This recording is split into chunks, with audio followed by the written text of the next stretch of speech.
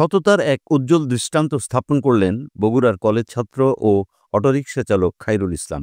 প্রায় ২৫ লাখ টাকার স্বর্ণালংকার সহ একটি ব্যাগ ফেরত দিয়ে তিনি প্রমাণ করলেন এখনও সমাজে সত্য ও ন্যায়ের পথ অনুসরণকারী মানুষ আছেন।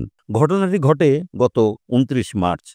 পাবনার ফরিদপুর উপজেলার স্বর্ণালংকার ব্যবসায়ী মোহাম্মদ শাহীন বগুড়ার নিউ মার্কেট থেকে ১৮.৫ ভরি স্বর্ণালংকার এবং নগদ ১৫,০০০ টাকা নিয়ে একটি কালো ব্যাগে ভরে বাস ধরার উদ্দেশ্যে রওনা দেন। সাতমাথা থেকে একটি সিএনজি অটোরিকশায় ওঠেন। বনানী মোড়ে বাস পেয়ে তাড়াহুড়া করে নামতে গিয়ে অটোরিকশায় ফেলে যান জীবনের সব সঞ্চয়। বাসে ওঠার কিছুক্ষণ পর মাঝিরা বাস স্ট্যান্ডে পৌঁছে শাহীন খেয়াল করেন তার ব্যাগটি সঙ্গে নেই। তৎক্ষণাৎ বাস থেকে নেমে সিএনজি খোঁজাখুঁজি শুরু করেন, কিন্তু কোনো সন্ধান পাননি। পরে শাহজাহানপুর থানায় একটি সাধারণ ডায়েরি। অন্যদিকে ব্যাগটি খুঁজে পান সেই অটোরিকশার চালক খাইরুল ইসলাম। বগুড়ার সরকারি শাহ সুলতান কলেজের ব্যবস্থাপনা বিভাগের ২য় বর্ষের ছাত্র খাইরুল দারিদ্র্যের সঙ্গে সংগ্রাম করে লেখাপড়া চালিয়ে যাচ্ছেন। স্বর্ণালংকার ভর্তি ব্যাগ পেয়ে তিনি হতবাক হলেও একটুও লোভ করেননি।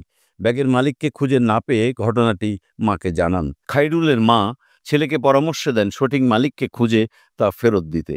এরপর পুলিশের সহায়তায় মালিককে শনাক্ত করে থানায় নিয়ে যান ব্যাগসহ।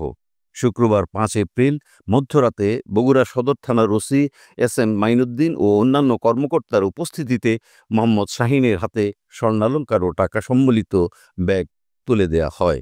ব্যাগ ফিরে পেয়ে কান্নায় ভেঙে পড়েন শাহীন। বলেন, এখানে আমার ব্যবসার সব পুঁজি ছিল, ঈদের আগে হারালে পথে বসতে হতো। খাইরুল বলেন, সংসারে অভাব থাকলেও কারো সম্পদের প্রতি লোভ নেই, সততা দিয়েই জীবন গড়তে চাই। ওসি মাইনুদ্দিন জানান, খাইরুলের সততায় সবাই মুগ্ধ। ২৫ লাখ টাকার গহনা পেয়েও ফিরিয়ে দেওয়ার এই কাজ নিঃসন্দেহে অনুকরণীয়। খাইরুলের মতো যুবকদের সততার এই গল্প আজ আমাদের সমাজে আশার আলো ছড়ায়। সততা এখনো বেঁচে আছে।